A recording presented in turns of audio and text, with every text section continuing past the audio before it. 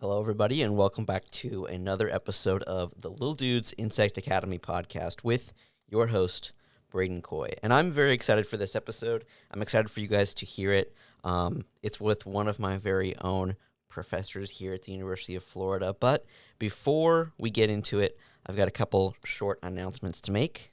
First off, I just want to say a big thank you to the University of Florida's College of Agricultural and Life Sciences first content studio for allowing me to use this space to record this episode on campus.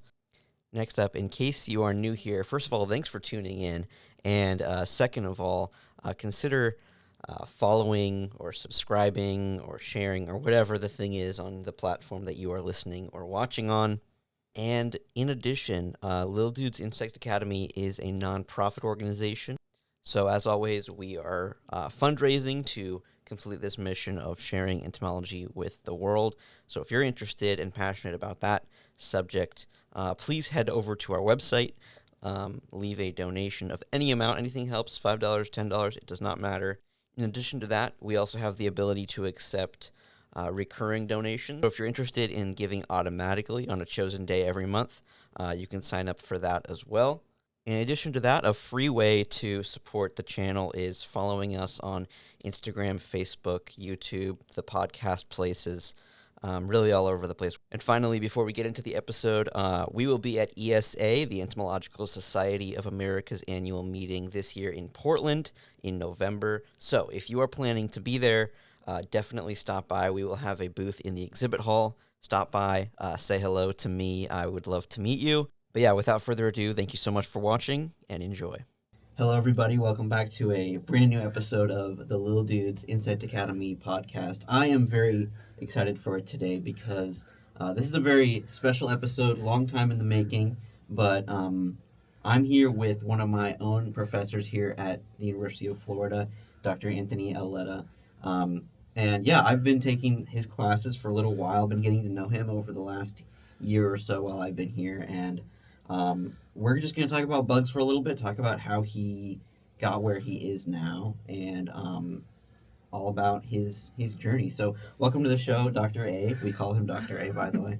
Welcome to the show. Thanks so much for coming on. I'm super excited to have you. Thank you, Bradon. I am super excited to be here, too. I've been wanting to do this for a while, and I'm so glad that we're finally making it happen. Yeah. So, let's just jump right into it. Tell us a little bit about your role here at UF and what you do right now. Yeah, so I started at the University of Florida in 2019, right after I got my PhD in entomology from the University of Minnesota.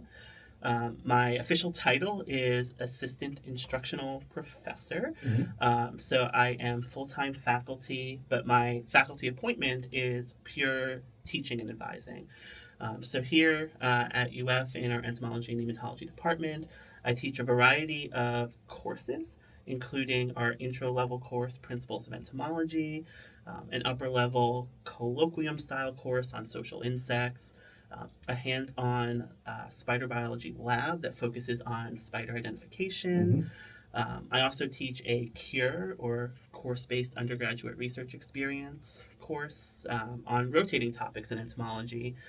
But the goal there is to provide students with an introduction to conducting research in our discipline. Mm-hmm. And every now and then, whenever they let me, I also teach a study abroad course in Florence, Italy, that focuses on the intersection of science and culture throughout the ages. I'm also an academic advisor for our wonderful entomology and nematology majors, mm-hmm. such as yourself. Yep. And more recently, as of 2024, I'm also the undergraduate programs coordinator, which is an administrative role where I oversee the curriculum for our undergraduate programs and focus on things like growth of the program, quality enhancement, and all that sort of behind the scenes stuff to make sure that everything's running as well as it can. Awesome. All right. Yeah. So so I've after this semester I will have taken almost all those classes except for the study abroad. But so we're gonna talk about each of those ones. So let's talk about Principles of Entomology Mm-hmm. first. That was my first class that I took from you, and really awesome course. But tell people about what what that course like means to you. First of all, like what is your favorite course that you teach? Oh, that's a tough question because I kind of like them all. Right. I like teaching introductory courses because in my mind they are curiosity incubators. And there's something very special about being there when someone discovers their passion for insects for the first time, or has that like aha moment where they suddenly realize just how cool insects can be. Right. But then on the other hand, some of my upper level courses, that's where we get to take a real deep dive into some of these really interesting, complex questions. Right. So it's hard to pick a favorite. If I were forced to, like if you told me we cannot continue this podcast until you pick a favorite, it would definitely, probably, maybe be the spider biology lab. Just because I am a spider biologist at heart. That's how I got started in the world of entomology. It was through spiders. It's what my graduate work was on. And I just really love looking at spiders, thinking about spiders. And it's a collections-based course, so we get to go outside and actually look for some of these cool spiders here in Florida. So cool. Yeah, I mean, after taking almost all of your courses now, I found a big difference in the principles class versus like your other classes, where I think principles is a hard class because for those of you listening, it's like the intro to entomology course essentially. Yeah, it's a little bit of everything. Right, and that's the problem is that everything with bugs is like way too much, So like you have to like move on with topics and you don't get to cover everything very thoroughly because there's so much to cover, right? Whereas with like social insects, it is all super in depth, right? So yeah, it's just like a lot. You have a big variety, and then the cure is like all applied. Like the cure was personally one of my favorite classes that I've taken ever because it teaches you how to do research, and no one really teaches you how to do research usually. It's like that's our goal. Yeah, exactly. So it's like you're usually thrown in the deep end, and like everyone just assumes like, oh yeah, you know how to do research, and I'm like, no, I'm an undergrad. I don't know what I'm doing. So I'm glad you actually said that because that was really my design philosophy for that course. Right. I thought back to my own experiences as an undergraduate researcher, feeling the same way that you just described. Like there's all this kind of esoteric knowledge that everyone's just sort of expected to have, or at least that's how it feels when you're just getting started out. Fortunately, I had a really wonderful research mentor, Linda Rayer at Cornell University, who helped guide me through those beginning stages of research, but it was still daunting. And so when designing the cure, which is built around a novel research project, as you know, I thought really hard about what are those sort of unspoken things about research that should be spoken about, and that influenced the whole design of the course. All those discussions that we had and the assignments that are part of the course are really designed to get students thinking about those things. While at the same time, during our class sessions, my hope is that we foster an environment where students feel empowered to actually ask questions. It's one of those classes where, the golden rule is there are no stupid questions. We're all here learning about this at the same time, and sometimes you have to ask questions to learn things. Yeah.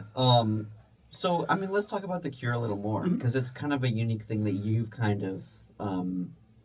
I mean, I think you started it at the Entomology UF, right? Sort of. So I can't take credit for developing it. Right. That was actually work done by Dr. Christine Miller and Dr. Ginny Greenway, who was a postdoc in Christine's lab at the time. Okay. And this is actually, this predates my arrival at UF.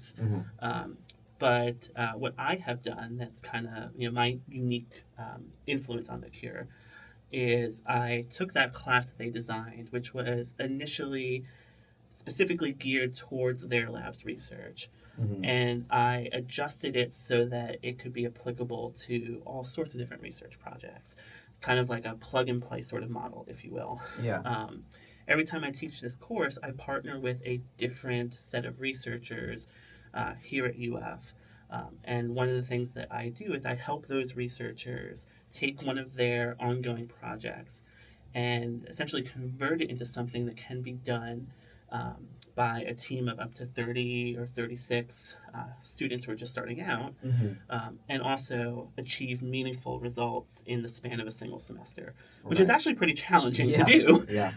But we've done it, and I've worked with over a dozen different researchers at this point. I've offered the course 8 times already, and on a variety of topics, including insect taxonomy. We actually had students help us describe biodiversity and actually discover new species of ants. So cool. And that paper, I'm very happy to say, that resulted from that research was just accepted for publication. Amazing. In the journal Insect Systematics and Diversity. And it'll come out later this year with 16 student co-authors. That is so awesome. But we've also done work on insect genome discovery, DNA metabarcoding, biological control. There was one that I did with Dr. Lisa Taylor on jumping spider color vision and behavior, which is very special to me because, again, I'm a spider boy at heart. Right. And then, of course, the one that we did together most recently, focusing on the genetics and epigenetics underlying chemical communication in ants. Right. So that's kind of my big contribution here, is I've essentially made it a course that transcends any one research program, and that has allowed us to offer it more frequently and help a larger audience of students get involved in research for the first time. That's so awesome. And also, like, to be able to be in your undergrad and like try out research in one semester. I mean, some students might realize that they don't like or they don't think it's for them, or they might realize that they actually do love it and that they want to like do that instead of something else. So exactly. Whereas like they would have to like, commit to like a year-long project in other circumstances, right? Exactly. So, yeah. And from my perspective, both of those are great outcomes of the course. I always tell students the best way to know if something is right for you is to try it out. Right. And sometimes you find out that it's not for you, and that's perfectly okay. That allows you to seek out other opportunities to find that thing that is the right match for your interests.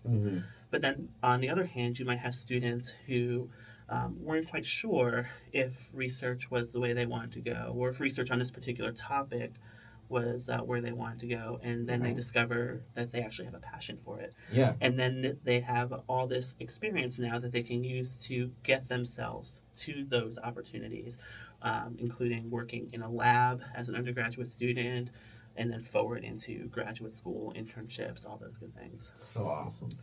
Yeah. Yeah. So, I mean, that kind of segues into what I want to talk about next, is like your personal research that you've done. So, I mean, let's just start like back from the beginning. How did you like originally get into bugs? Like, what originally got you so interested? Because everyone has a different story, and I'm always interested to hear like how people got so like fascinated with these things that a lot of people don't even appreciate. Oh, I love those stories too. And mine actually goes back to 1994. So it's no exaggeration to say that I've been thinking about bugs like pretty much every day for over 3 decades at this point. So back in 1994, that's when I was in first grade. And I had a wonderful teacher in first grade. Her name is Miss Ratteray. And if I think about all the people who have had an impact on my career, she's actually one of the people who had the biggest impact on me. That's awesome. Because she's the one who helped me discover the world of spiders and insects for the first time. But also, upon thinking back to my path, I find that I get a lot of inspiration from her teaching as well. And now I'm someone who teaches people about bugs. And so really probably wouldn't be in that position if it weren't for Mrs. Ratteray. So Miss Ratteray was a little kooky in the best possible use of that word. That's awesome. She wanted some class pets for her classroom, but she didn't want the ones that everyone else had. Like, everyone has a turtle, right? Or like a hamster, or like maybe a goldfish or something. She wanted something a little different. And I don't know how she got this idea, but what she settled on was going around her apartment in Flushing, New York, and she just collected a bunch of spiders that she found, like kind of just hanging out there. And she brought those into the classroom, and we set them up in little cages, and those were our class pets.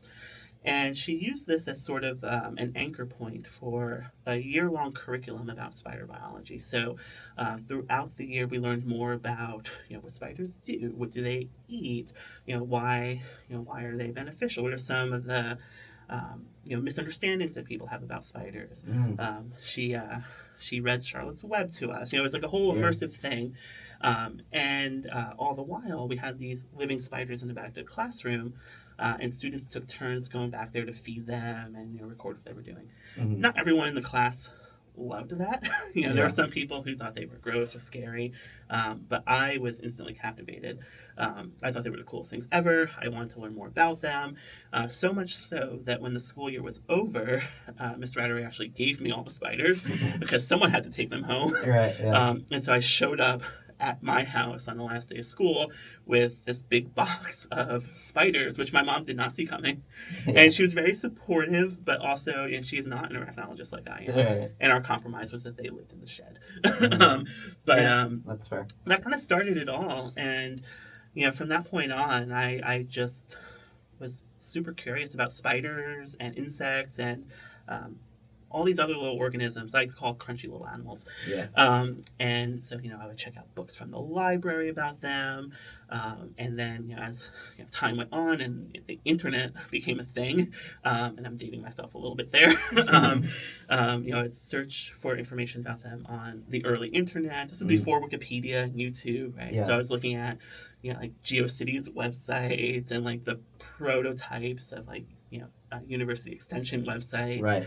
There was one I remember very distinctly. It was called Gordon's Guide to the Insects, which had pages on every order, and a little bit about anatomy and physiology. And I just kind of absorbed it all as a sponge. And then I kind of carried that with me throughout childhood. And when it was time to apply for college, I decided that I wanted to major in entomology. And there aren't that many universities that offer that as a major. No. And the number is actually smaller than it was back in 2005, right, when I was applying to colleges. But I applied to just about every university that had that program. Yeah. And I was really fortunate in that I got into my top choice, which was Cornell University. And so it was a no-brainer, accepted that offer. Yeah. And I went off to Cornell to study entomology as an undergrad, along with classics, actually. I have two academic loves, one being entomology and one being Latin language and literature. So I actually studied both at Cornell University, awesome. But of course entomology is the one that I chose for my career. Yeah. So that's kind of how I got there, and then from there I took a bunch of courses. One of the ones that resonated most with me was the spider biology course offered by Linda Rayer, who would become my research mentor. I took that my first semester as a freshman, and it really cemented my interest in spiders specifically. Right. And I remember this moment very clearly. I had written a term paper about cave-dwelling tailless whip scorpions, which aren't spiders, but they are arachnids. So, they were welcome in the course too. And when the term paper was handed back to me, again, dating myself a little bit here, everything was turned in on paper and returned on paper. There was this lovely handwritten note from the professor, Linda, saying, "You're asking a lot of really interesting questions in this paper. How about you come in my lab and test them out for real?" Which, like, to me was just like shocking. Like, wow. I'd hoped to get involved in research eventually, but I wasn't expecting it to happen so soon. Yeah, just like invited, right? Yeah, pretty much. And so I couldn't say no to that. And so I started working in her lab towards the end of that first semester, and I was there for about 3.5 years before I graduated. Working on a variety of projects. I started working out on these tailless whip scorpions, but then I transitioned to working on social huntsman spiders, specifically group dynamics in these social groups, how they share resources, and whether or not they share more resources preferentially with close relatives versus more distantly related individuals. Right. And that eventually formed the basis of my senior honors thesis, and also my first peer-reviewed publication, which came out a little later after I graduated in the Journal of Arachnology. So, I mean, I'm gonna back up a little bit. Yeah. So tell us a little bit about like the social huntsman spider, because that's kind of interesting to a lot of people. Is like social spiders. Right? Oh yes, yeah. So most people don't think about spiders when they think about social organisms, and for the right reason. Most spiders are not social. Right. There are over 50,000 species of spiders that are currently known, and of course more that we haven't discovered yet. Right. But fewer than 1% of them are social. Really just about like 20, 25 species or so that exhibit a high degree of sociality. Okay. It's hard for spiders to become social because most spiders are cannibals, and as you might imagine, it's hard for a cohesive group to form when there's a risk of your group mates eating you, right? That's right. And so that explains why it doesn't pop up more frequently, but it has popped up a couple of times in different groups of spiders, including in these huntsman spiders from Australia. And these are really large spiders. They have these large leg spans. They're very fast. They actually made an appearance in the 90s movie Arachnophobia. Yep. Uh-huh. And for many people, I think, when they imagine like a big scary spider, it's like, it's this one. But they're actually not that scary. And their behavior and ecology is really cool. So they live in certain habitats of Australia under bark that's peeling away from trees.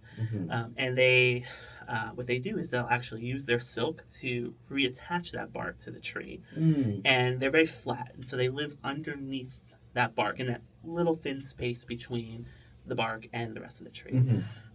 And depending on the size of the retreat, there might be a small handful of spiders there, or up to 300. Right. One adult female, and then several clutches of her offspring, and then adult males that kind of come and go as they please, which is kind of unusual even among social spiders, because most other social spiders build a web. They're not building a web. They're living in these very defined retreats. But they do engage in a number of complex social behaviors, including prey sharing.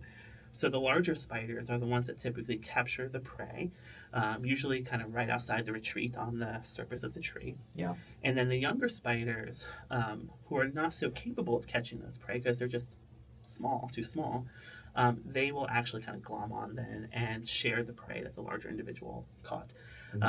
It's an interesting interaction because in some ways it's cooperative, but there is a little conflict underlying it. Right. Like not all spiders really like to share. But it's been shown through a number of experiments by Linda and her lab group that those juvenile spiders that are in colonies where there's more prey sharing, they are in generally better condition.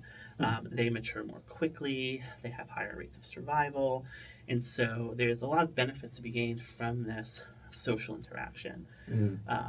But because adult males kind of come and go, and also sometimes juveniles can come and go between different colonies, it's very possible to end up with a colony of spiders where you have a mixture of close relatives, siblings, and unrelated individuals. And so the work I was doing was looking to see if spiders preferentially share prey or share more prey with their close relatives versus unrelated individuals. So experimentally, I had all these different colonies. We kept track of their genetic lineages, so we can make these mixed relatedness colonies and compare them to colonies where everyone was really closely related. Family, yeah. And the punchline is we actually found no difference. They didn't really care who they were sharing prey with, which to me implies that the direct benefits of sharing prey outweigh any potential kind of relatedness factor here.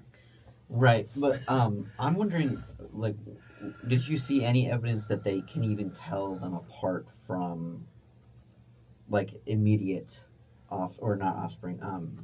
relatives from non-relatives? Can they even tell them apart from each other? Oh, good question.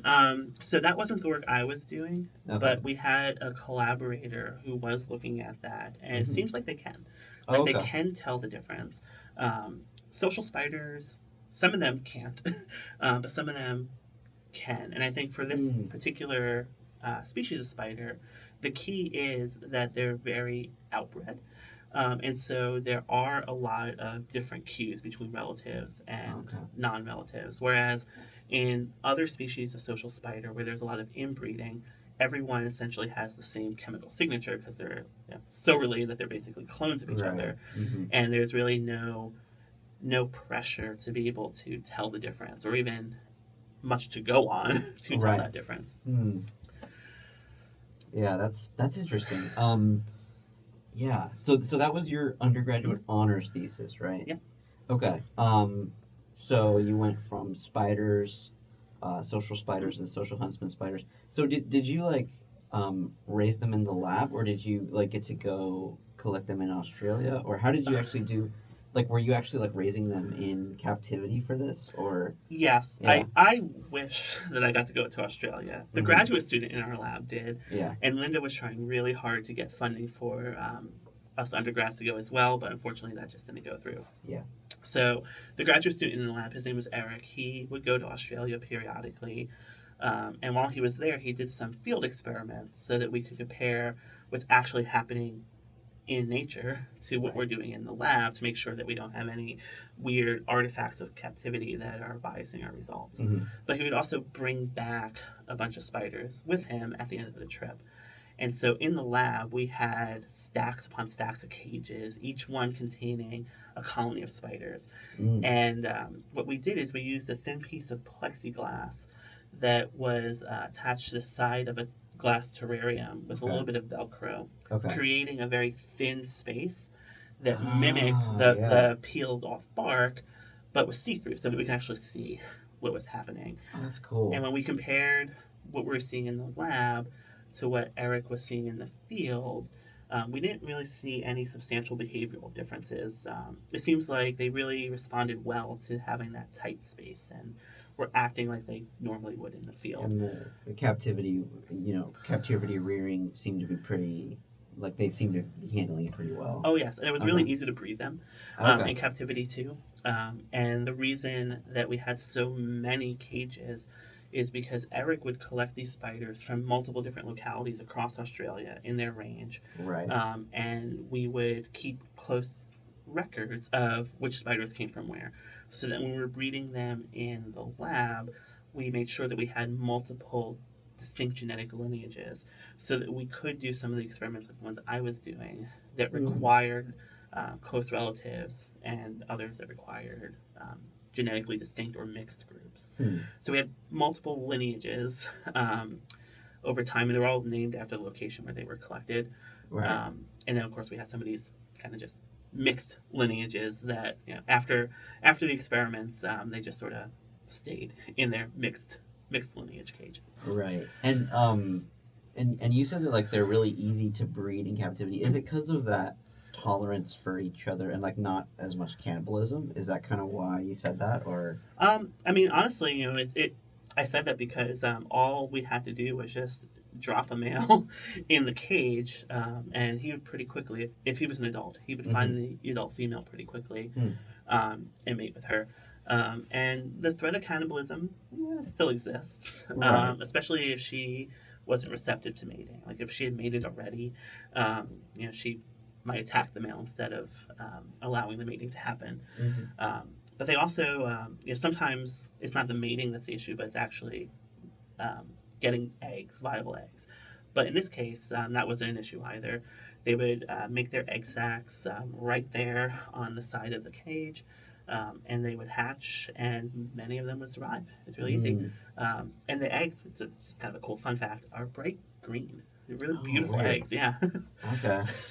That's awesome. Well, that sounds like a really awesome experience. And then also like Dr. Rare, for like those that you don't, those at home, she's like kind of a legend in the spider world and even the entomology world. Like she has done all this amazing research and just this really awesome science communicator. So I'm sure that was like really amazing to get to meet and work with her too. Oh yes, Linda was a fantastic mentor, Mm-hmm. and I was actually at the American Arachnological Society conference earlier this summer, and she's for this year she's the president of that society, Oh, that's awesome. and it was really interesting to see how many different people acknowledged in their presentations that they had actually gotten their start by working in her lab. So these Wow. were graduate students, postdocs, professors, all different places. Some of them still working on spider behavior, others who have moved on to very different aspects of arachnology, but kind of all tracing their lineage, their scientific lineage, back to um, an undergraduate research experience in Linda's lab. And I could see her, So like, cool. kind of tearing up in the audience, realizing, just how big of an impact she's had over her career so far. Yeah, all her academic children doing all these other stuff. Yes, and it was that's really so cool to actually meet some of those other people. Yeah. Because I had not met some of them previously, and we trade stories about the lab. Because whenever you work in a place for long enough, there's all sorts of kind of inside jokes that yep. like other Mhm. people, only other people who work there will Yeah, get. Yeah. Oh, that's so cool. So, yeah, let's move on to your grad school. So, your master's degree first. What did you work on there, and what was your experience there? Yeah, so my positive experiences in Linda's lab really cemented the idea that I wanted to continue in research. Mm-hmm. And so when I was approaching my senior year of undergrad, I started thinking about where I would go for graduate school. Mm-hmm. And along the way, I so I'm one of those people that's interested in just about everything. Everything is my favorite thing. It's really hard for me to pick favorites. Yeah. And in addition to spiders, I became very enamored with these sort of obscure web spinning insects called Embiopterans, or just web spinners. Mm-hmm. For those who aren't familiar with them, Yeah. They're not incredibly they're not frequently encountered because they spend most of their lives living in these little silk tubes that they construct using glands that are in their front legs. So they're actually a lot more like Spider-Man than Spider-Man is. Yeah. Because spiders spin silk from their rear end, Yeah. but these insects actually spin it from the equivalent of their wrists. Right. And a cool thing about these web spinning insects is that many of them are social as well. They spin these little silk galleries, and the mother will guard her eggs inside those silk chambers. And then when the eggs hatch, the young don't disperse because they don't yet have the capacity to produce enough silk to protect themselves. They can produce silk from the moment they're born, but the amount they can produce is so tiny that it doesn't offer any protective benefits. So they actually have to stay with mom for most of their development just to make use of her silk. And only later, when they are pretty much adults themselves, do they then disperse. Yeah. But while they're there, they're engaging in lots of interactions with mom and with each other, and potentially with other family units. There might be multiple mother-offspring groups on the same tree or the same rock, and their galleries over time can actually fuse, forming kind of potentially more complex societies. So I became really interested in these insects. There wasn't a lot known about them, and there weren't that many people who were working on them. But I wanted to know more.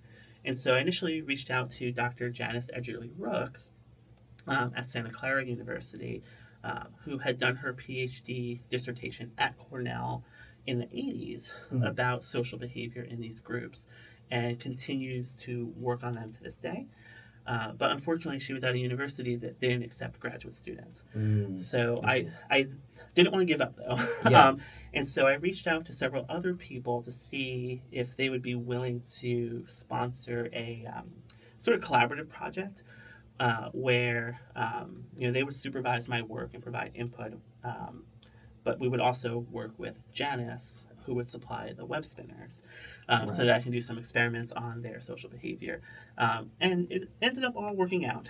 I ended up doing my master's at Western Carolina University with Dr. Jim Costa, whose own research focuses on social behavior in caterpillars, like tent caterpillars and other caterpillars that kind of live in these communal silk nests. So there was already kind of some interesting overlap there between those insects and the web spinners.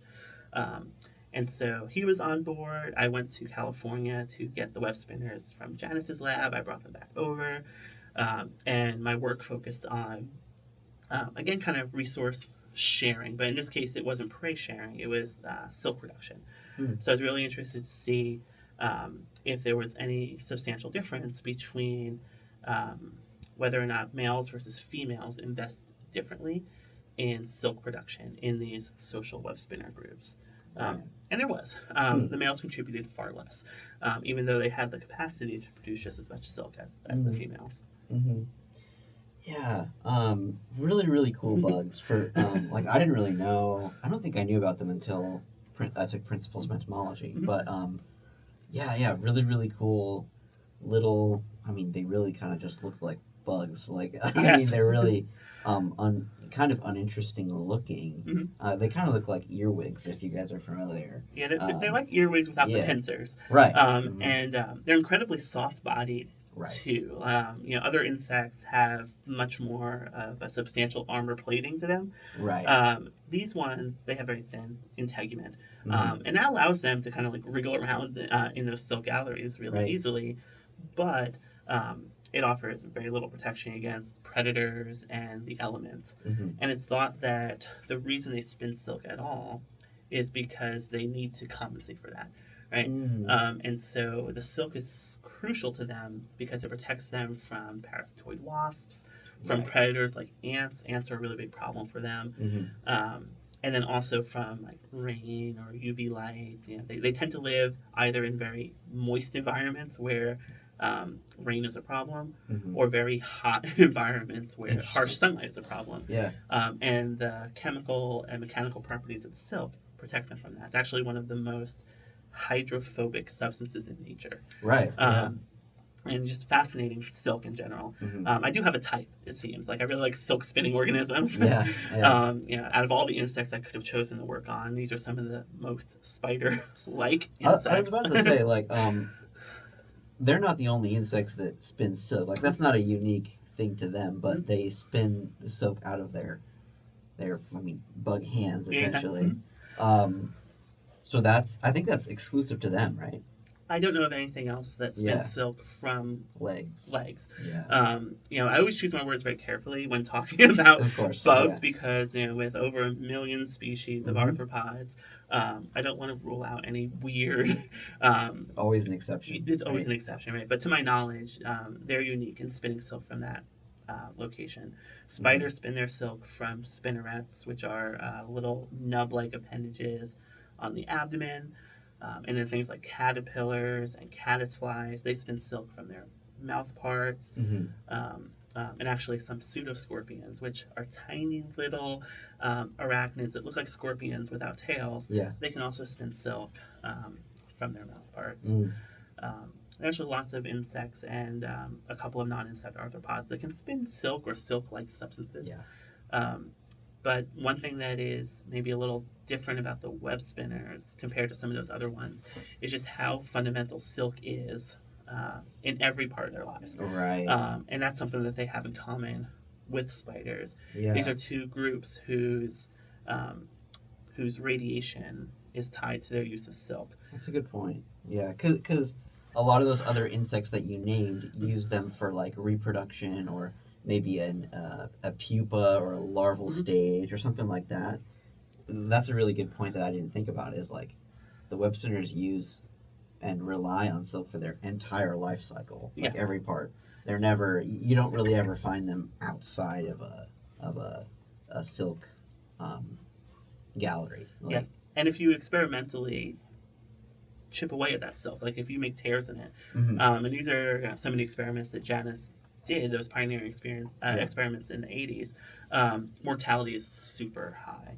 Sometimes like nearly 100%. Like it really is like their protective barrier that keeps them safe from predators and parasites. And then likewise spiders, everything they do is tied to silk. Even the ones that don't spin webs, like jumping spiders or most wolf spiders or lynx spiders, they're still using silk in lots of other ways. For example, as drag lines to help them safely drop from plants, to spin egg sacs to protect their eggs. They actually embed a lot of chemical signals or pheromones into their silk, which males use to find females for mating. Mm-hmm. Ballooning is a really cool spider behavior where juvenile spiders will actually let out a strand of silk from their abdomen. It catches the air and it blows the spider away, which is a little risky. You never quite know where you're going to land if you're a ballooning spider, but it's a great dispersal mechanism to get them away from their siblings after hatching, because those siblings are future competitors. Right. Yeah. I mean, so with your undergraduate honors thesis, you said that you found no like statistically significant result with like sharing prey between relatives and non-relatives. So like that was still a publishable like thing. Like you were still able to get like your honors, like you were still able to graduate, right? Yeah. Whereas like with your master's, you did get something that was statistically significant. Mm-hmm. So like I wanted to ask you about like why both outcomes are still important, and like why do scientists publish things that are not technically statistically significant? So like I'm kind of interested in your viewpoint on like on the importance of both of those things in science. Yeah, well, that's a great question. Yeah. So those types of studies that don't show any statistically significant difference between the variables that you're looking at, we call those negative results studies. Yeah. There are some journals that don't really like to publish negative results because it's not a very flashy story most of the time. But it's incredibly important that those negative results be known because future scientists who are going to continue looking at these phenomena, at these study systems, they're going to need to know not just what is statistically significantly different, but also what isn't, right? Otherwise, they're going to just waste a lot of time doing experiments that were already done and coming to the same conclusions.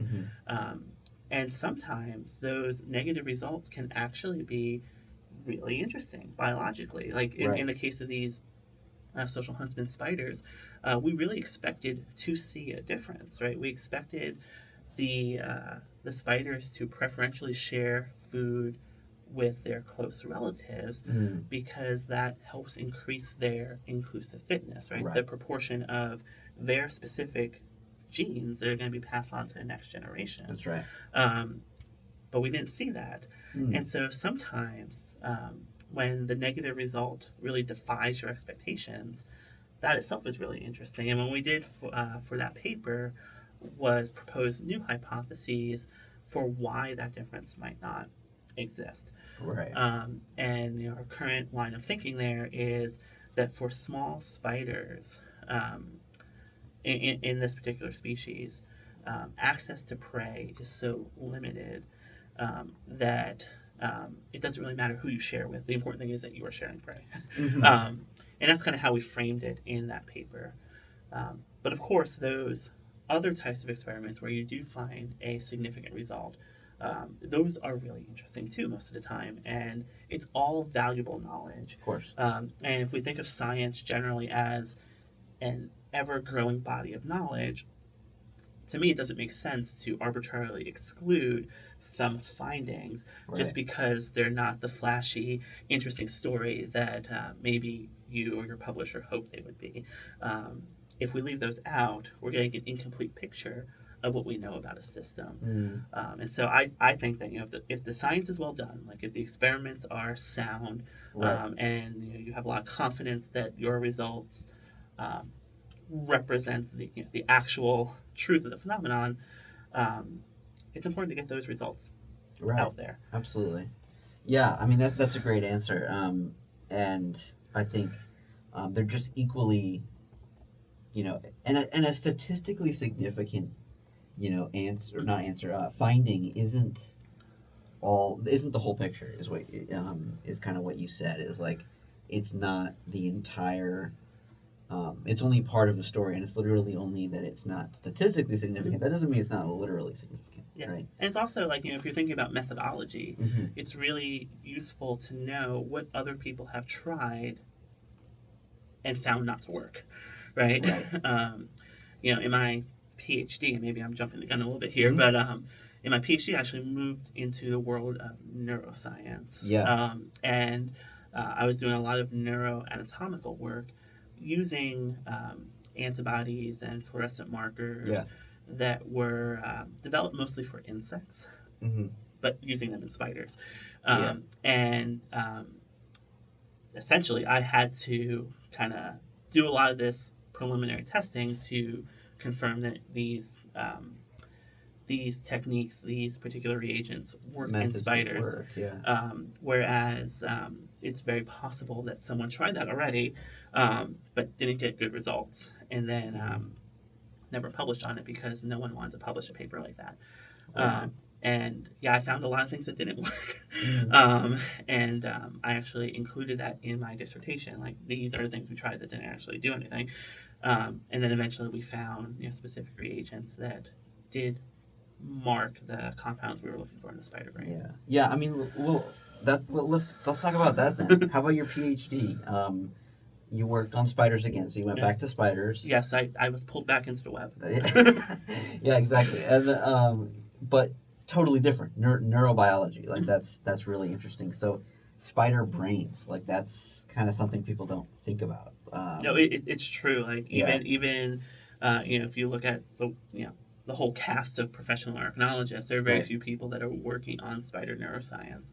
Although the number is slightly increasing That's great. over the last few years, which is great to see. Yeah. But yeah, so when it came time to do my PhD, I knew I wanted to go back to spiders because, as much as I loved the web spinners, practically they were a little difficult to keep in captivity. Okay.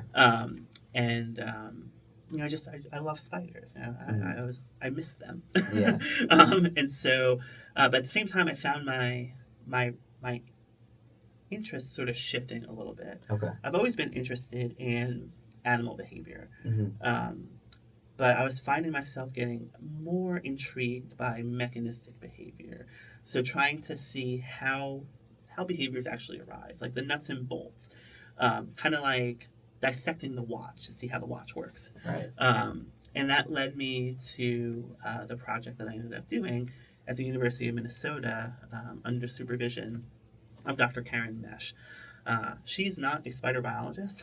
She actually got her start working in insects and looking at how the nervous system of a caterpillar rearranges when the caterpillar pupates and becomes an adult moth. Right. Yeah. Lots of cool stuff there. And by the time I started working with her, she had actually kind of moved past that and was doing some really interesting work on leeches, of all things. Because it turns out that the leech nervous system is actually very accessible. It's got really big neurons. Yeah. And so it's really easy to do some of these single cell recordings. Yeah. But I did not work on caterpillars or leeches. I wanted to work on spiders. And so I convinced Karen to let me do that. And she basically told me, sounds really interesting. You've got 1 semester to produce some preliminary findings to show that this is viable. And if you do, we're going to go with it. And if not, we have these backup projects. Yeah. So I worked really closely with a postdoc in the lab, Cindy Harley, who's now a professor at Metropolitan State University in Minnesota. And together we did a lot of those trial and error experiments I was talking about earlier, where we used a number of different reagents just to see where some of these important neurotransmitters are produced in the spider brain. Okay. Because our knowledge of spider neuroscience lags far behind our knowledge of insect neuroscience. And some of those fundamental questions, like where in the brain are these chemicals produced, we didn't actually know the answers to them. And after a lot of trial and error, we did arrive at a protocol that worked really nicely. We were using an antibody against this enzyme called tyrosine hydroxylase, or TH, which is an enzyme involved in the production of dopamine. Okay. And there was a fluorescent marker attached to these antibodies. So if everything works, you can take this spider brain, mount it on a microscope slide, and then shine a specific wavelength of laser on it. And if that antibody is there, binding to this enzyme, it's going to light up. And so any neuron in the brain that contains tyrosine hydroxylase would shine bright green when we flash a light on it. And any neuron that contains tyrosine hydroxylase should, by extension, contain dopamine because it's an enzyme that produces dopamine, or is involved in the production of dopamine. There's actually a lot of steps there. I don't want to go too far into the weeds here.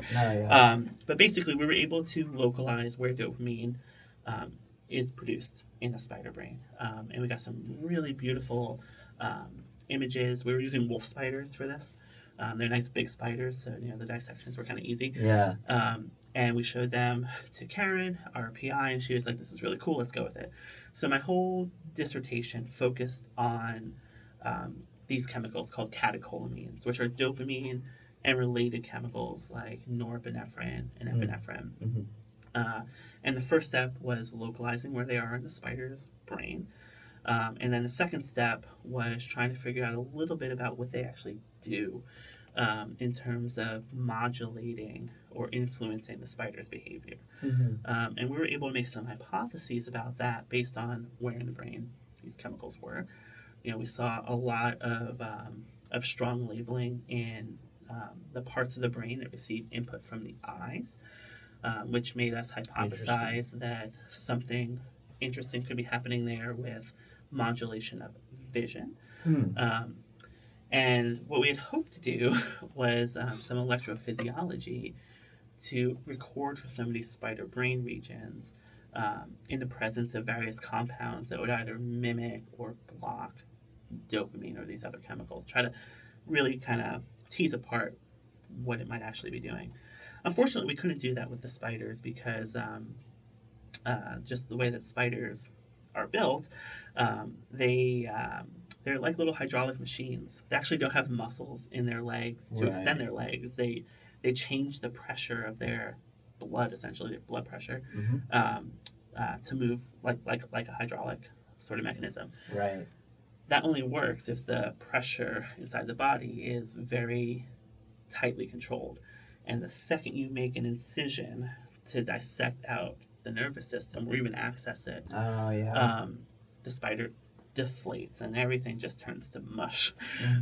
One of my colleagues referred to spiders as candy-coated water balloons, and I always love that because you really wanna stick an electrode in there and see what their brains are doing, but as soon as you do, they pop. So I actually switched over to working on scorpions for the last part of my dissertation. Scorpions have actually a very different sort of nervous system than spiders, just in terms of the gross anatomy of it. But the nice thing about scorpions is that they don't deflate too much when you open them up. And so we were able to dissect out the brain and the nerve cord of a scorpion and keep it alive in physiological saline in a dish for hours, and then we can actually record the activity of certain populations of neurons in response to different chemicals. So we would kind of gradually add in a little bit of dopamine or dopamine analog into the saline. We can actually see how the electrical activity of certain neurons changed. And then we can wash it out, and then we can try something else like norepinephrine. And to make a long story short, because I can talk about this forever, the coolest finding we found was that norepinephrine had a physiological effect in scorpions in concentrations that would be reasonable at physiological levels. And the reason that's really cool is because for a long time, the general mantra is that arthropods don't have norepinephrine. They use a different chemical called octopamine for those same sorts of functions. And those functions include alertness, stress response, things like that. That work was based primarily on insects. And there are some insects, including the fruit fly Drosophila melanogaster, that really seem to not have any appreciable amount of norepinephrine. But we found that in scorpions that wasn't the case. We then went back and looked, and we actually did the quantitative chemistry, and we found that there was endogenous norepinephrine in their neural tissue. And we also saw that when we introduced norepinephrine into the saline bath, that it had a very distinct response. Sorry, the neurons had a very distinct response to it that was different from the response that they had to dopamine, which is a structurally very similar chemical, Okay. and also different to the response elicited by octopamine, which is that analog that is found in insects and is also found in arachnids like scorpions and spiders. And so there was a lot of questions we had then, right? It kind of opened the door for some really interesting questions about the evolution of the signaling systems in arthropods, and kind of what we might find if we included some of these atypical arthropods in the conversation instead of just some of these very commonly used model organisms. There's a whole section in my dissertation actually towards the end where I get on a soapbox and I say model organisms are useful in so many ways, but we must be wary of overgeneralizing from a small handful of model organisms because we don't know if maybe they're the oddballs. Especially from insects to arachnids, because they are fundamentally, way different. Like, they are, yes. Arachnids are more closely, a crab is more closely to a insect than it is to a spider, right? Or than insects are to spiders. So it's like completely different thing. And also, like, you look at a spider and you're like, no, that's a crab. Like, they look like they look like crabs. More crustacean-like than they do insects, right? But if you look at the phylogenetic tree of arthropods, spiders and their close relatives branch off from all the other arthropods really early on, and have been evolving in isolation for a very long period of time. And so within the arthropods, they are the odd ones out. And you can see that in their anatomy, in their behavior, their physiology. But I think part of the issue in the realm of neuroscience in particular is that spiders have been kind of inaccessible study systems because they deflate. That a lot of people, maybe they tried it and decided this wasn't worth the hassle, and they moved on to other systems. I will say that kind of towards the end of my PhD, there were some researchers at Cornell. This is Ron Hoy, Gil Menda, and several other people in that research group that did devise a way to record neural activity from spiders. It involved using an incredibly tiny electrode that made a hole so small that it pretty much instantly sealed up before the spider deflated. And they were able to get some really cool results from that technique. But by then, I was wrapping up my PhD, and even though I had all these really cool questions about the evolution of these signaling systems in arthropod brains, I needed to wrap it up because I had gotten a job offer here at the University of Florida, and I really wanted to start that job. So I think there's a lot of room still for discovery in this arena. For sure. But for me professionally, I've switched over to focusing on teaching. Because throughout grad school, that's one thing I learned about myself, that I really liked a lot of the things I was doing in my research, but my real passion was in teaching. And so that kind of is how I got essentially from point A to B to C to where I am now. That was my next question, because you're talking about this research and you're obviously super passionate about it and you really liked doing it. But now you are 100% teaching. You don't do research aside from the Cure class that you teach. So how did you arrive at that? Because it seems like you're still really passionate about research, but you are 100% teaching now. So tell us about how that came to be, and is it you like teaching slightly more, or is it more like a timing thing, or what's that? It's like I said earlier, I kind of like everything. And sometimes it's hard for me to choose what to focus on because I have so many interests. But one thing I noticed as I was a PhD student, I spent 6 years in that lab. And I realized that the parts of the research process that I really enjoy are the initial question asking phase, that initial hypothesis forming phase, and then some of the actual discovery, right? Yeah. What I quickly realized that I did not like was applying for money to do research. Yes. Grant writing is not my favorite thing. Yeah.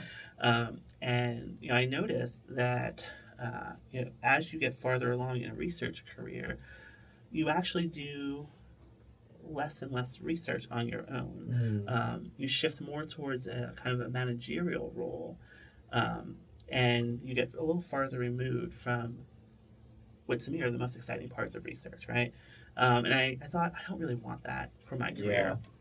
At the same time, I had gotten to try out teaching. I was a graduate teaching assistant for a number of courses in the entomology department at the University of Minnesota, including an insect taxonomy course, an insect physiology and anatomy course, and then also some things that are like really actually way outside of my personal expertise, like forest entomology and veterinary entomology. I got to try out all sorts of different things. That's cool. And I realized I liked it a lot. And so by around year 3 of my PhD, I was pretty sure that a teaching career was the right fit for me. But I was still unsure of whether or not I wanted a full teaching career or something like a 50-50 split, like a small research program, but then also a lot of teaching, like you might find at a small liberal arts college, for example. But I knew that teaching was going to be a big part of it no matter what. And so I did a lot of professional development related to education. I enrolled in the Preparing Future Faculty program. I did a teaching mentorship thing where I gave several guest lectures at a different university in St. Paul. I put together this portfolio of like syllabi and lesson plans and all sorts of other things like that I think were actually really helpful for me when it was time to apply for these teaching jobs. And then it was sort of like a sort of good luck, like right time sort of thing. In the end of 2018, I was just about wrapping up my dissertation. I had pretty much finished most of my experiments, and it was just time to write it all up.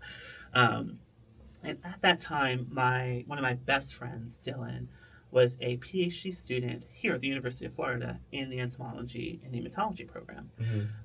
And he sent me a text message saying, hey, just want to give you a heads up.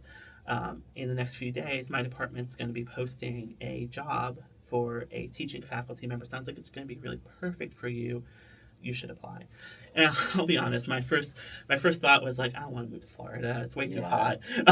You're from the north. It's like I've lived in like all these like cold, snowy places for my whole life. You know, the thought of living somewhere where it's going to be hot for most of the year is like, not necessarily my cup of tea. Right. But he was like, no, you got to apply for this job. Like, it sounds like they plucked it straight out of your brain.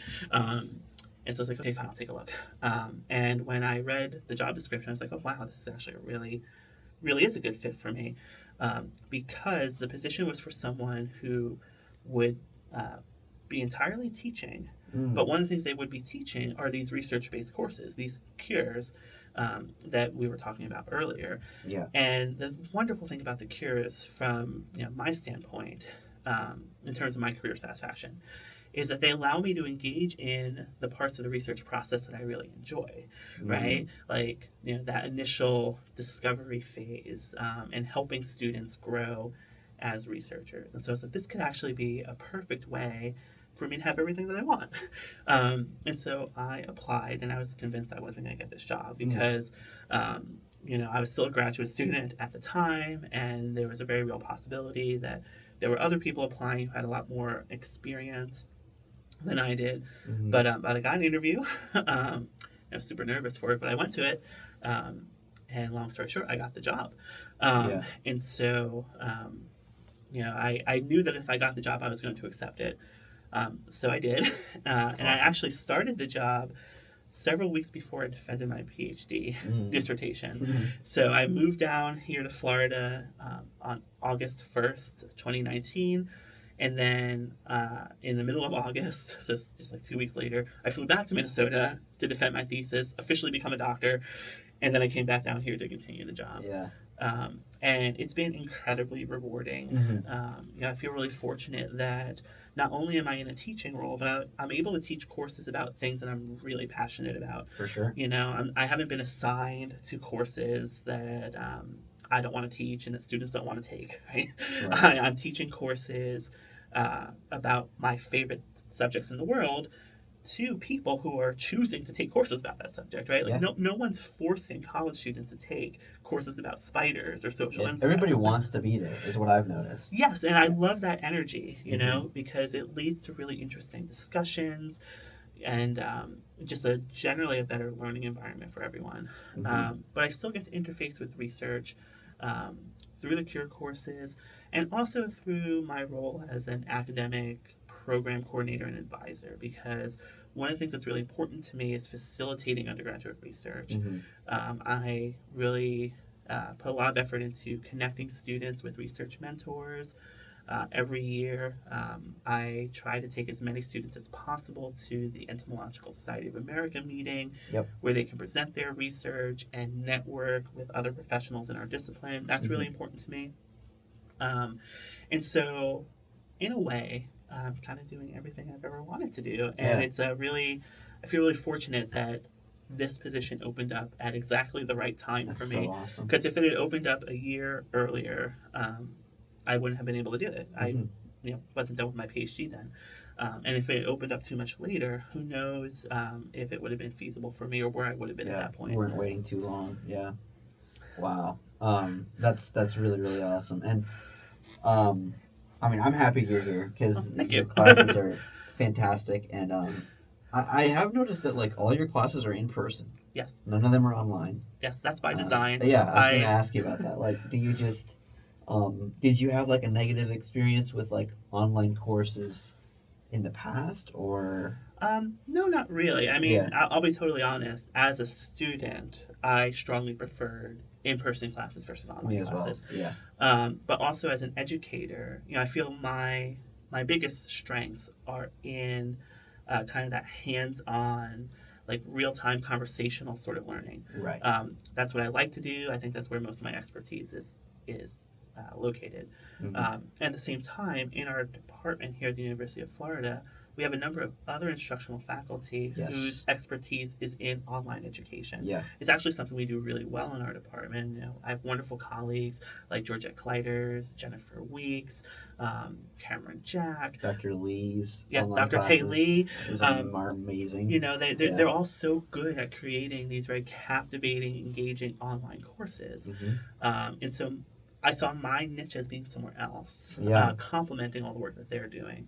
Um, I really enjoy it. I think it also fills an important need in our department, because the great thing about online courses is that they are accessible to everyone, including people who might be location bound and can't come to campus, Right. right?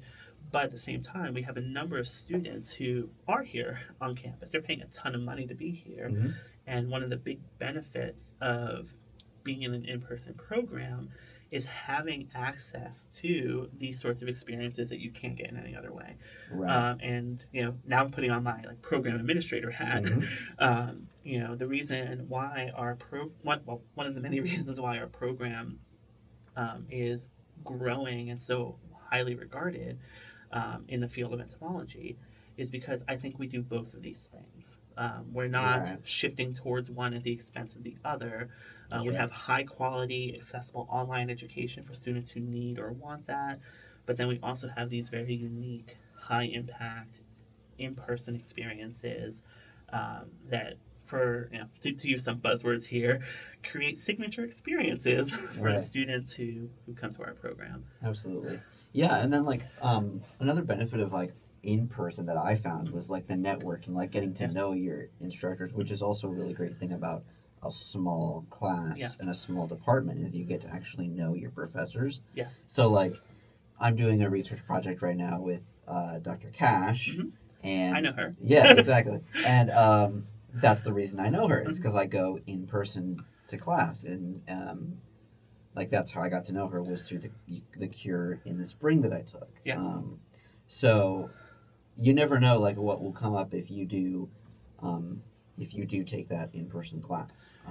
It's true, and I think another equally as important benefit to in-person classes, which you can get in online courses as well, but you get much more easily and maybe to a fuller extent in in-person courses is the peer learning.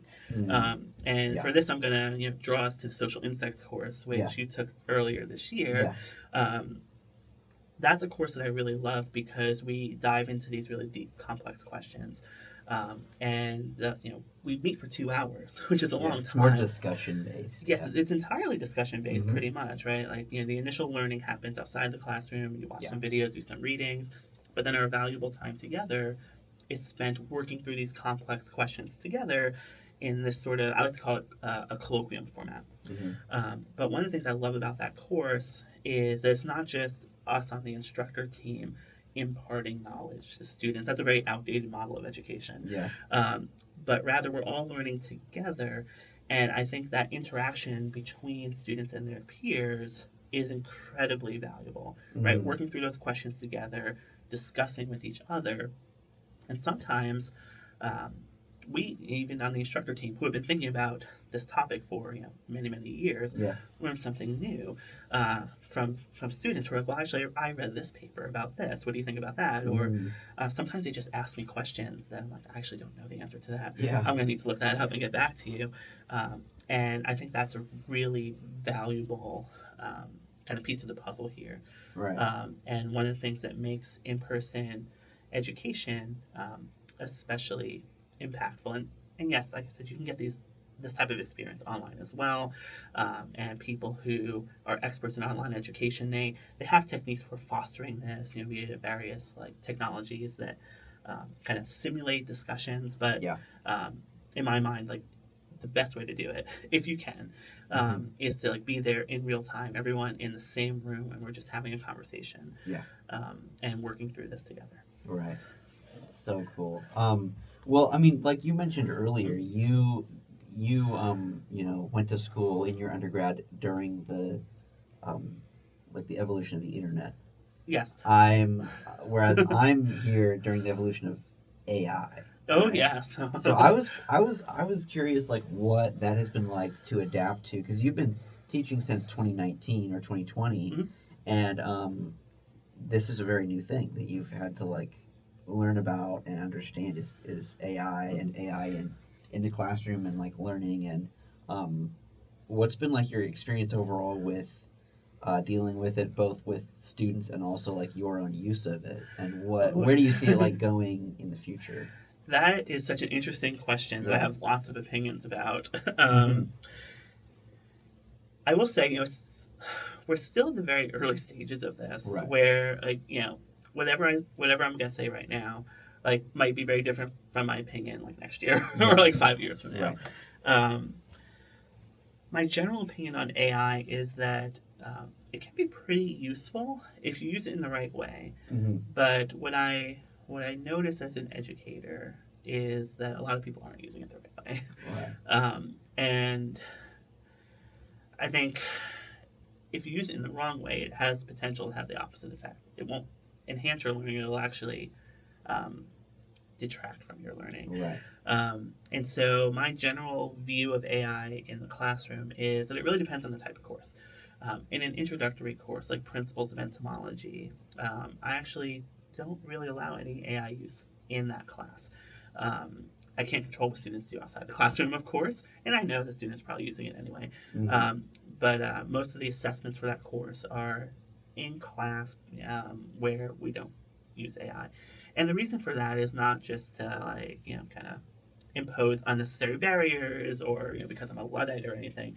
But because in order to use these tools really effectively, you need to have enough foundational knowledge to critically evaluate the outputs of these tools. And I guess I should specify that I'm talking about AI here as generative AI, like ChatGPT.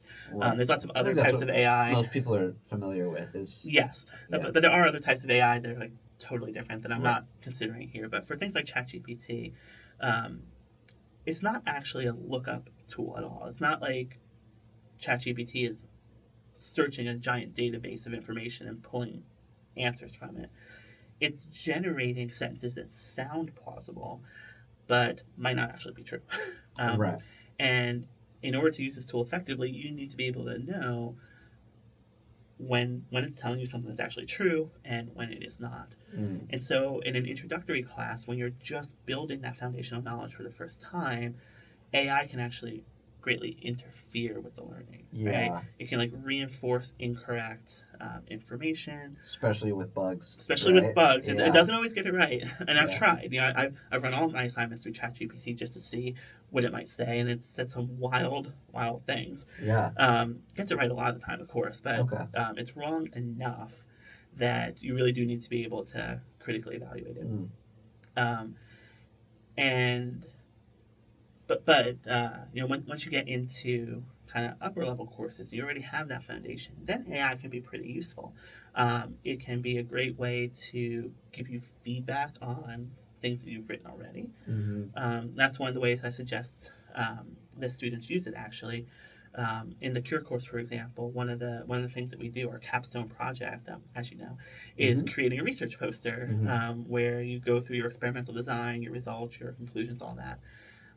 And it can be really hard when you're designing posters, especially if you're just starting out, to not make them super wordy, right? And you don't want to post it that's so wordy that no one reads it. Mm-hmm. So one great potential use of AI is to take what you've already written, that wordy description of your project, and you can ask ChatGPT to help you make it more succinct. Mm. But then you critically need to read it. Make sure that it's still Make sure that from what you gave it. exactly, and it's not oversimplifying things or leaving out important details or like changing the meanings of your words, which it can sometimes do. So that's a great use of it. Also as like a brainstorming tool, I've seen people use it that way. Mm-hmm. But I think to kind of sum it up, you have to know a little bit about how the tool works and what the limitations are in order to use it effectively.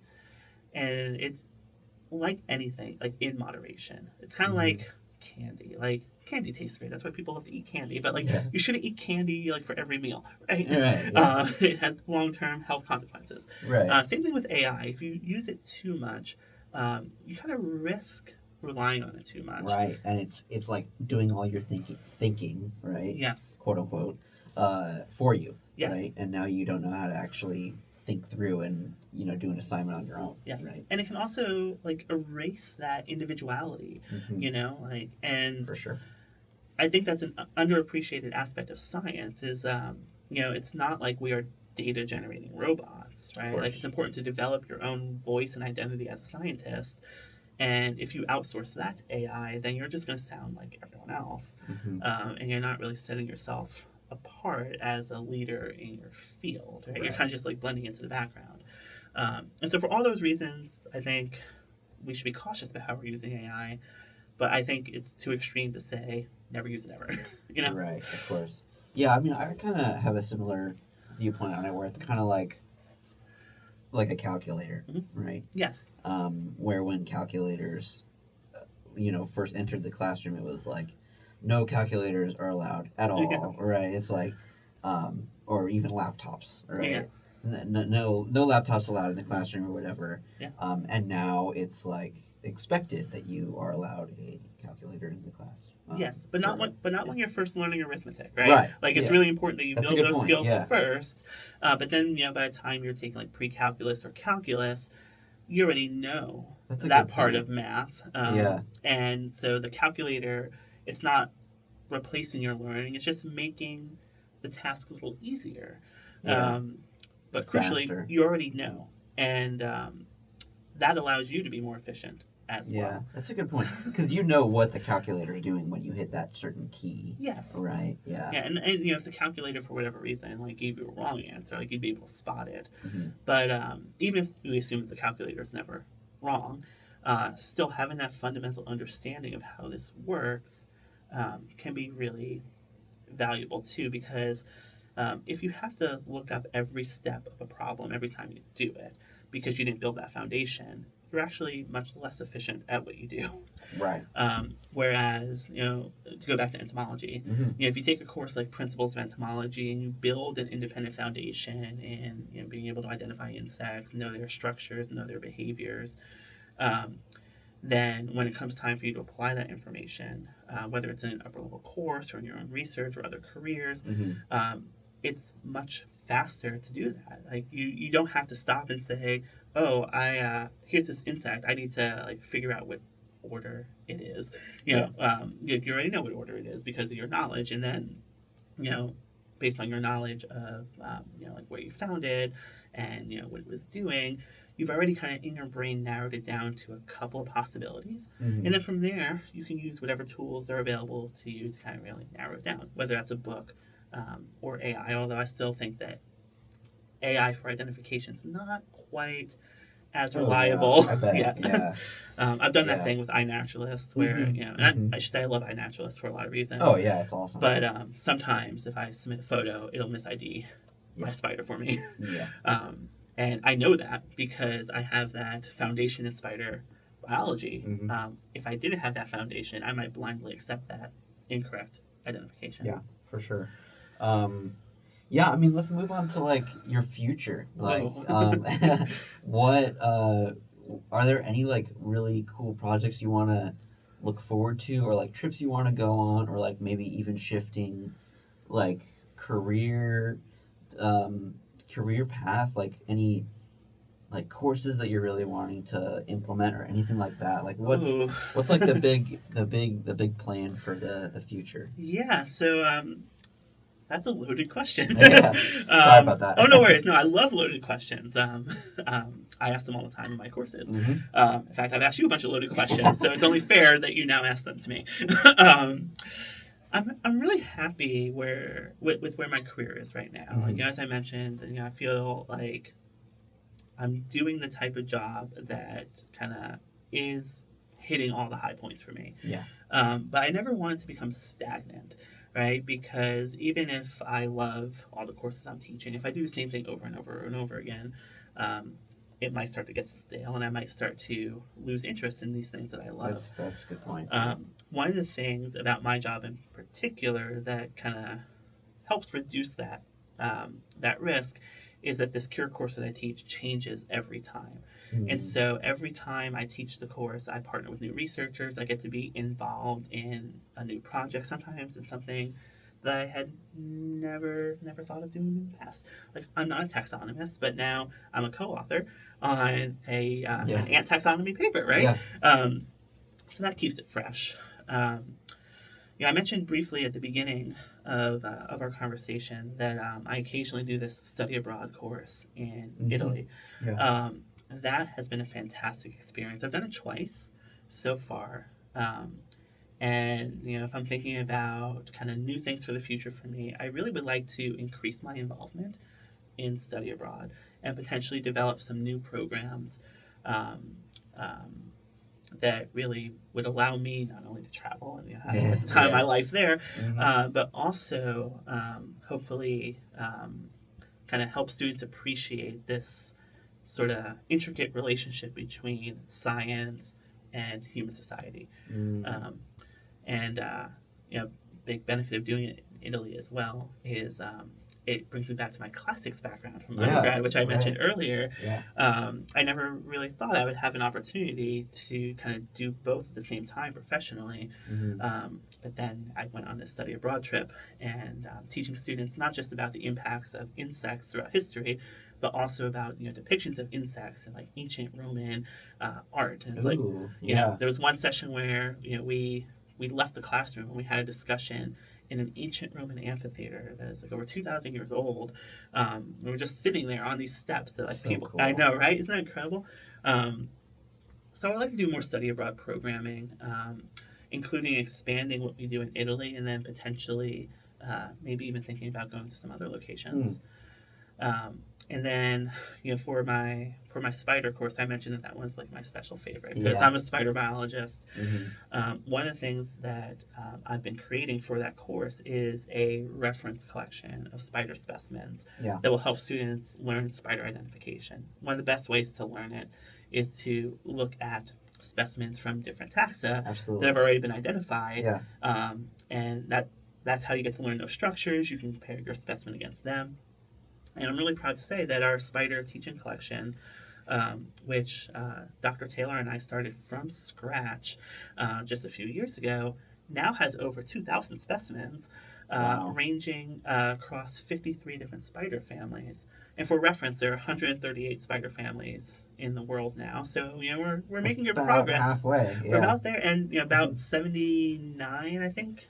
It changes every now and then, but it's about 79 in the U.S.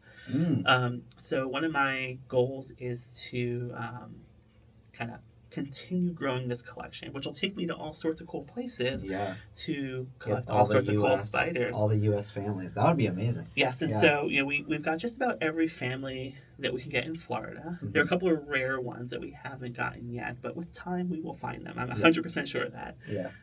But I've also recently been going to the Southwest, primarily Arizona, where I have some contacts, to get some Southwestern families into the collection. In the future, I'd like to go to coastal California and the Pacific Northwest, where there's a lot of other spider families that we don't have yet. And then this is a long shot, but maybe even one day doing some international collecting trips. Yeah. Because I think this is a valuable resource. And the students who take this spider course, they might not stay in Florida. In fact, many of them won't. They'll go on to live in other parts of the U.S. or maybe even other countries. And I want to build a resource that'll help them identify the spiders wherever they go.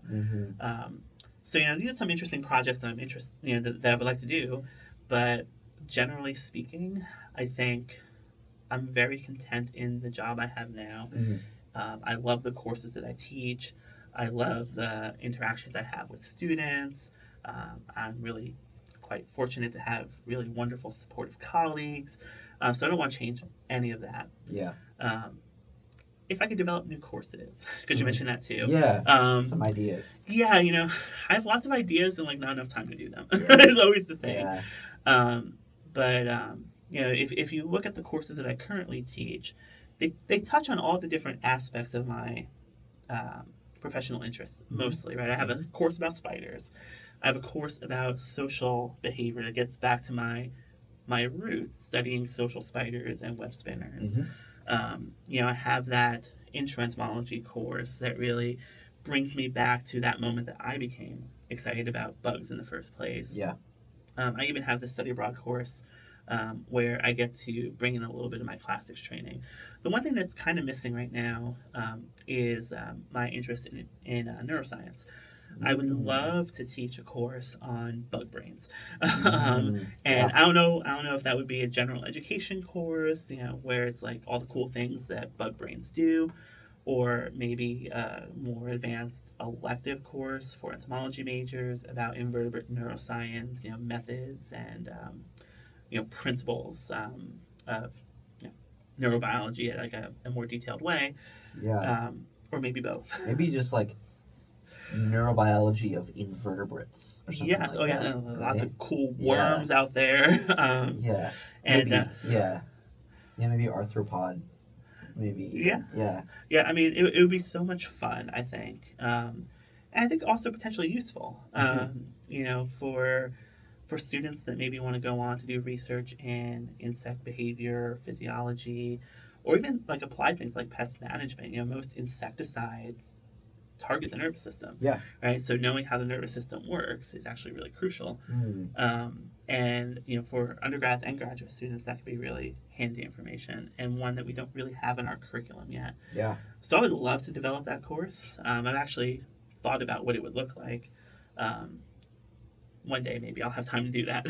Yeah. And then I always thought it would also be cool to teach an on-campus course that's essentially insects in the ancient world, and that would just be me digging into my love of the classics. There are lots of really interesting things we could explore.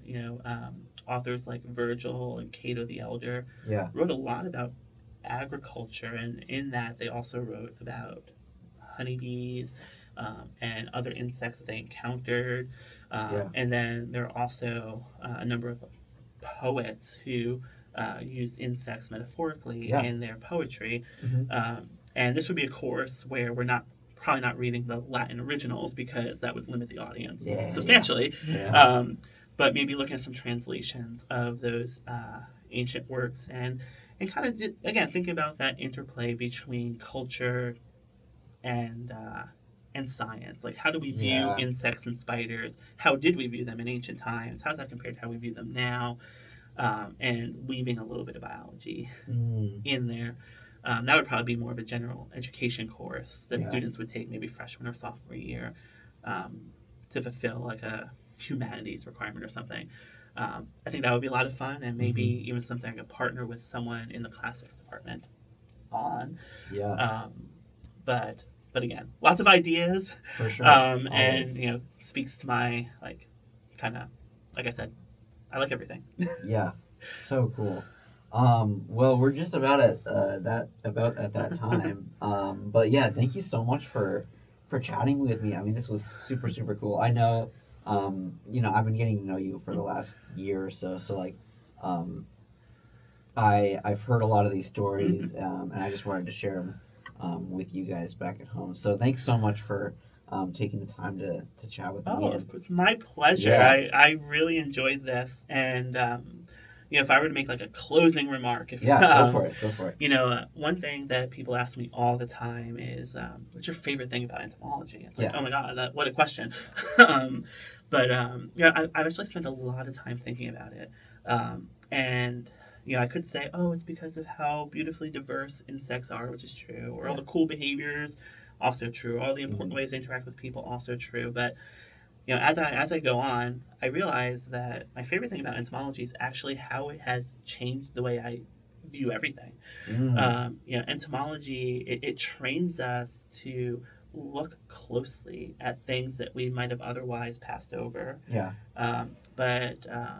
It also kind of trains us to see the beauty in things that aren't stereotypically beautiful. Like even something like a cockroach can be beautiful if you look at it through a certain lens.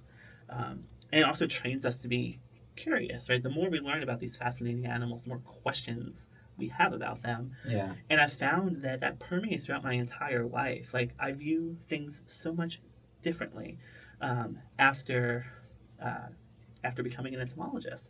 I look closely at everything and I ask questions about everything, and it's kind of enriched my life beyond just my actual job as an insect and spider scientist. Yeah.